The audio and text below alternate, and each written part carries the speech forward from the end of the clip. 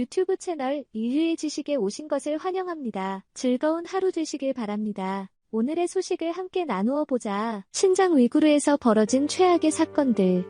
그동안 소문만 무성했던 실체가 UN 보고서를 통해 공개되면서 중국의 파렴치한 행각이 낯이 밝혀졌습니다. 전 세계가 분노한 가운데 UN 평화유지군 파병 논의까지 진행되었다고 하는데요. 올해 9월 열리게 될 UN 총회에서도 파병 계획 윤곽이 드러날 예정이라고 합니다. 이에 맞서 중국은 절대 신장 위구르를 포기할 수 없다며 UN 탈퇴까지 불사하겠다고 하는데요. 살아있는 지옥이라 불리는 신장 위구르의 실태와 중국을 향한 UN의 본격 제재 현황에 대해 지금부터 자세하게 설명해 드리겠습니다. 제가 보고 들은 것들, 그리고 진실을 담아 이야기합니다. 자리에서 물러난 미첼 바첼레트 최고 대표는 마지막 인사에서 자신이 그동안 미뤄두었던 내용을 최종적으로 보고하면서 UN 소속 외교관들에게 작별 인사를 고했습니다. 그리고 그녀가 마지막에 인권 최고 대표사무소를 통해 발견한 보고서는 충격적인 내용이었습니다. 신장 위구르 지역의 인권 유린 실태 보고서였죠. 사실 그녀는 중국을 비롯해 서방 세계 양쪽 진영에게 공격을 받았던 인물이었습니다.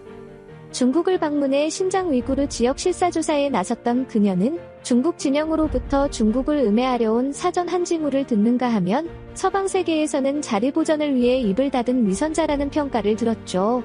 그런 그녀가 마지막까지 침묵을 지키다 보고서를 발간하면서 실제 위구르에서 보고 들은 내용을 공개한 것입니다.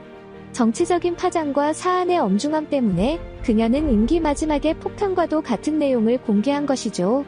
미첼 바틀레트는 자신이 듣고 경험한 것을 그대로 담아냈습니다.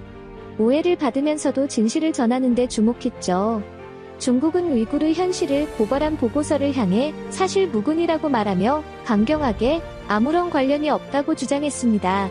심지어 바첼레트 최고 대표가 중국에 와서 제대로 신장 위구르 지역을 탐사한 적도 없다는 것을 고발하며 주변에서 말한 것을 주워 담아 허위로 소설을 쓴 것이라는 주장을 펼치며 보고서의 진실성을 훼손하는 일도 저질렀는데요. 그러나 이미 위구르인들의 폭로가 터져나오며 수용소를 만들어 위구르인들에 대한 사상 통제 및 인구수 조절에 나선 증거들이 잇따라 나온 적이 있었기에 교차 검증되었기에 보고서에 담긴 내용은 사실이었습니다. 오히려 중국의 격렬한 반응을 통해 이 보고서에 적힌 내용이 모두 진짜라는 것이 입증된 것이나 다름없죠. 보고서에서 가장 많이 거론된 곳이자 문제의 진원지로 지적된 직업교육훈련센터는 인권의 사각지대였습니다. 호랑이 여자자라 불린 성인 사이즈의 유아용 식탁의자에 앉아 팔에 묶인 채 물고문을 당한 위구르인의 증언을 통해 이 안에서 벌어지는 직업교육이 어떤 내용인지 알 수 있었는데요. 위구르인들은 정체를 알 수 없는 약을 계속 먹어야 했다고 합니다. 당국자들은 약을 다 삼켰는지 확인하기 위해 억지로 입을 벌려 약을 다 먹은 것을 확인하는 일들을 했다고 하죠. 졸음이 쏟아진 것은 물론이고 어지럼증을 호소해 구토하는 이들이 발생하는 등 약의 정체와 약효에 대해 위구르인들은 중국 정부에게 해명을 요구했으나 중국 정부는 이에 대해 근거 없는 소리라 일축하는 모습을 보였죠. 경비원들과 중국 정부에서 파견된 관리들이 위구르인들을 대상으로 장기간에 걸쳐 성적 희롱을 한 사실도 보고서에는 담겨 있었습니다. 일부 여성은 산부인과 검사를 주기적으로 받았다고 증언하며 아이들을 조리하는 위탁시설이 따로 있었다고 하죠. 직업훈련센터에서 생긴 아이들을 따로 처리하기 위한 공간이었습니다. 위구르인들의 언어를 통제하는 일도 진행되었죠. 위구르 언어를 쓰는 이들을 매섭게 질책하며 중국 사상 교육을 진행하는 것과 동시에 중국어로 하나의 중국을 찬양하는 문구를 암송하게 하는 일들이 벌어졌습니다. 보고서의 내용에 충격받은 세계 각국에서는 이 사태를 예전과 마찬가지로 아무것도 아닌 것처럼 넘어가선 안 된다고 바라봤습니다. 특히 세계 안보의 위험 요소로 떠오른 중국을 향해서 강력한 물리보복과 수용소에 수용된 위구르인 구출이 필요하다는 의견이 대두되었죠. 전 세계 최대 무슬림 국가인 인도네시아에서는 이 사실에 충격을 받아 중국 신장 위구르족 인권 침해 논란에 대해 인도네시아 정부의 적극적인 대응을 촉구하는 시위가 벌어지기도 했습니다. 무슬림 단체 무하마디아 압둘 무치 사무총장은 올해의 지시에 의지할 보고서에 진지하게 대응해야 할 필요가 있다고 말하며 이를 강제적으로 제재하는 수단에 인도네시아 정부가 협조할 것을 주장했습니다. 영국도 한 목소리를 보탰습니다. 영국 차기 외무장관으로 입에 오르내리는 톰 투게나트 하원 외교위원장은 신장 위구르 자치구에서 생산되는 면허 제품 수입을 중단해야 한다며 정부 차원의 대응을 촉구했습니다.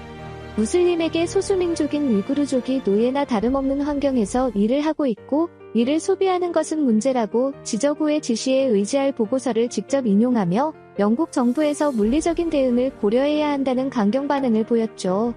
중국과 대립관계에 있는 미국도 당연히 즉각 반응에 나섰습니다. 카린 장피에르 백악관 대변인은 UN 보고서 발간에 환영의 뜻을 보이며 소수민족 인권을 탄압하는 중국 독재 정권을 규탄했습니다. 반인도적인 범죄 행위는 한 국가의 문제만이 아니라 전 세계적인 차원의 대응이 필요한 문제라고 지적하며 인권과 적절한 보상은 전 세계인들이 보편적으로 누려야 하는 권리라고 말하며 이를 위해 세계적인 차원의 제재와 보복에 나서야 한다고 주장했습니다.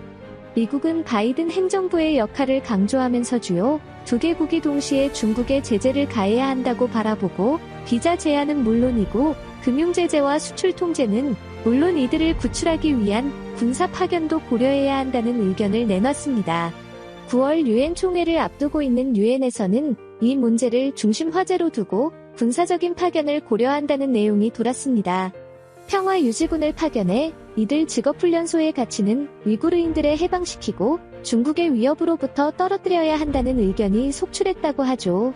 특히 미국을 중심으로 서방 세계의 유엔 파견 외교관들 사이에서 이를 위해 안전보장이사회를 움직여야 한다는 말이 나왔습니다. 스위스 언론 데어분투는 유엔 회의 주제와 관련 공개된 정보를 다루는 기사에서 이런 내용을 언급했다고 하는데요. 특히 사안의 엄중함을 고려해 다른 국가의 평화유지군을 보내 정상상태로 만드는 것을 시행해왔던 유엔에서 나설 만한 문제라는 것에 많은 이들이 합의를 보았다는 내용이 실렸습니다. 특히 중국이 위구르인을 대상으로 저지른 행동은 인종청소에 해당하는 부분으로 하고 보스니아 전쟁 당시 후순위영인들이 코소보인들을 대상으로 인종청소를 하려고 했던 부분과 비슷합니다. 그렇게 그 당시 유엔 헌장을 근거로 유엔 평화유지군을 파견했던 유엔은 보스니아의 비정상적인 조치를 무력으로 막은 일이 있습니다. 마찬가지로 중국에 대해 같은 조치가 가능하죠. 중국은 이러한 흐름에 맞서 내정 간섭이라는 표현을 쓰며 격한 반응을 보였습니다. 특히 많은 부분이 중국 정부에 처벌당한 위구르인들을 대상으로 유엔이 편중된 취재를 했다고 해석했는데요. 중국 정부로부터 처벌을 받은 이들을 대상으로 정보를 모았기에 부정적인 의견 위주로 취합되었을 것이고 중국 정부가 위구르인들에 향해 펼친 동화정책과 경제지원정책은 의도적으로 무시되었다고 유엔을 향해 비판한 것입니다. 이뿐만 아니라 광범위한 정보조정에 들어가며 중국은 이 사안이 외부로 확산되는 것을 통제하고 있습니다. 과거 올림픽 기간 때 신장 위구르 키워드를 없애기 위해 해시태그 홍스라는 기술이 다시 동원되었다고 하는데요. SNS상의 신장 위구르를 비롯해 인권 침해 내용이 걸릴 것 같은 내용이 보이면 이를 돕기 위해 아무 의미 없는 글에 해시태그를 붙여 사용자를 정보 홍수 상태에 놓이게 하는 기법입니다. 해시태그 홍수로 위구르에 대한 사람들의 관심을 뛰어넘으려고 하는 것이죠. 미 클램슨 대학의 데론 림빌 교수는 이번 인권보고서 공개 직후 SNS상에서 광범위한 정보 조작이 들어간 흔적이 보인다고 말하며 중국 정부의 의도적인 개입이 분명하다는 의견을 제시했습니다. 심지어 최근 한족과의 결혼 정책을 적극 추진하며 위구르인들의 한쪽으로 만들려는 모습이 관찰되었는데요. 위구르 여성들을 중심으로 강제 혼인을 주선하는 모습이 관찰된 것입니다. 명목상으로는 저출산 위험을 극복하고 4세대의 중국 국민의 인구를 유지하기 위한 정부의 도움이라고 알려졌지만 실은 위구르 여성들을 강제로 한인들과 결혼시켜 DNA 세탁을 하려는 행보였던 것입니다. 강제 수용소에서 탈출한 여성들이 특히 집중 타깃이 되었다고 하는데요. 중국 인민해방군 소속 군인들과 결혼하거나 한족 중에서도 가난한 이들과 결혼하는 비율이 급격하게 늘었다고 하죠. 통계에 따르면 위구르 여성이 한족과 결혼하는 비율이 전년 동기 대비 27나 상승했다고 합니다. 외교적으로도 중국은 사전 조치를 꾀하며 유엔 평화유지군 파견을 막기 위해 전방위 노력을 기울이고 있는데요. 중국이 다국적 평화유지 군결성의 근거가 되는 무력 사용 권한 부여와 제재 항목 수정에 나섰다고 합니다. 유엔 헌장 7장은 안보리가 병력 사용을 수반하지 않는 경제 및 외교적 조치 등 제재를 가할 근거를 명시하고 있는데요. 만약 이런 수단이 무효로 돌아갈 경우 이를 회복하기 위한 육해공군의 무력 개입을 밝히고 있죠. 그런데 이 조항을 중국이 건들면서 조항 자체가 불법이라는 주장을 펼치기 시작했다고 합니다. 유엔 평화유지 군 파견을 막기 위한 간섭이라 할 수 있는 상황을 당연히 구처 스 사무총장은 중국의 주장을 받아들일 수 없다고 말하며 미국과 영국 등 주요 선진국들 역시 중국의 일방적인 요청에 휘둘리지 않고 거부 의사를 표현하고 있습니다. 조만간 유엔 평화유지군 파병이 결정될 수 있는 상황에서 중국은 유엔 탈퇴 카드까지 꺼내며 평화유지군 투입을 막기 위해 최후의 방법을 동원할 계획이라고 하는데요. 신장 위구르에 잡힌 위구르족이 유엔 평화유지군을 통해 진정한 자유를 되찾아줄 수 있기를 기원해 보겠습니다. 시청해주셔서 감사합니다.